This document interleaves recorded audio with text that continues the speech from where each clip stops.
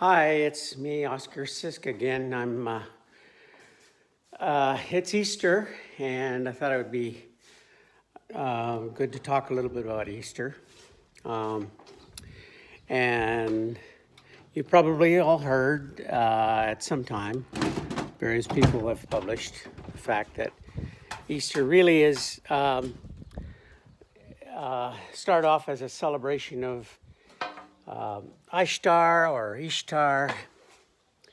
a goddess in Eastern Europe, and the church wove that into uh, the practice of the quote resurrection unquote, and that's not to confuse it with Asherah, who was God's wife. It's only mentioned once or twice in the Bible that he had a wife. Most people deny it, but it's there. And also, the Hebrew worship used to worship both of them, the wife Asherah and Yahweh, or any of the other names, along with Baal and so forth. The more ancient Hebrews before the Babylonian exile were really polytheist,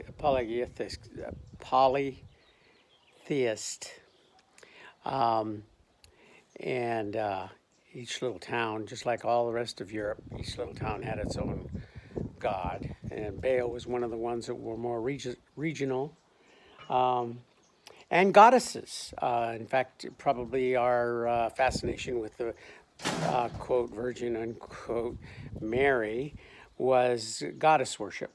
There were a number of deities that people worshipped, and Asherah was one, the wife of God. Well, anyway, I want to go back to our connection with the Bible. The problem isn't so much, I talk a lot about errors as the Bible is developed through time. And the idea isn't so much that it was transcribed right. It had to be transcribed over and over and over and over because papyrus, which was the main medium, would wear out so quick. And also, it had to be handwritten, every one. So they also used animal skins, which lasted a lot longer. In fact, I think the Dead Sea Scrolls I don't believe they're papyrus. I think they're animal skins, but I'm not sure about that. Anyway, it's not so much that the transcribing was a problem because they were very careful about, they actually counted every character when they wrote, when they copied a document. And so the documents probably were pretty well transcribed very well. However, when they wanted to switch to a different language, like go from Aramaic to, or Hebrew to Aramaic, or Aramaic to Greek, or Greek, anyway, getting to Greek, there are problems because sometimes they don't have the words for different things. Like, for instance, the Greeks did not have the word for virgin was, when they read the Old Testament to transcribe about virgins, they, in the Septuagint, they used the word virgin, which really was originally maiden, young girl. So that was an error that has been repeated and repeated and repeated as part of our narrative now, that Mary was a virgin, and the Catholics even think that her mother was a virgin because you can't have, I don't know, a sin transfer from one to the other. So I'm not sure the dogma of that exactly, but the Immaculate Conception wasn't just the fact that Mary was forever a virgin, never having sex with anyone, according to the Catholic Church, for her entire life, but also her mother was a virgin. and crazy. Anyway, so that was one transcribe error, not translation error that was really significant. And the reason is the Greeks, who are the people who were translating it using Greek, weren't enough familiar with the Hebrew and Aramaic language to be able to make it be a longer sentence. They just put that in. Well, the same thing happened with the word gospel. We know gospel means good news. Well, actually, the original, the Greek, and possibly Latin, I'm not sure, but the Greek word was evangelon, which means good news. They both mean the same thing, except the application of evangelon had to do with when a Roman governor or a Roman general had a great battle and conquered the enemy and came marching back to Rome. That was the evangelon. It was a celebration of the good news of a victory. And they also used the word salvation, that he saved the empire and resuscitated the empire, resurrected.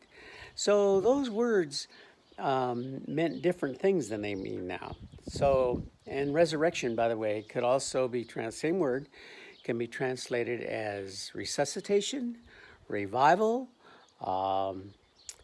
anything where it's like they looked like they were dead and came back. So the whole thing of the resurrection is just kind of twisted in the way the language moved from one to the other to the other. And the fact that we use the word resurrection when really we could be using the word resuscitation. I suppose recovery. I don't know if that would be as good, but revival, resuscitation, resurrection could be translated from the very same word.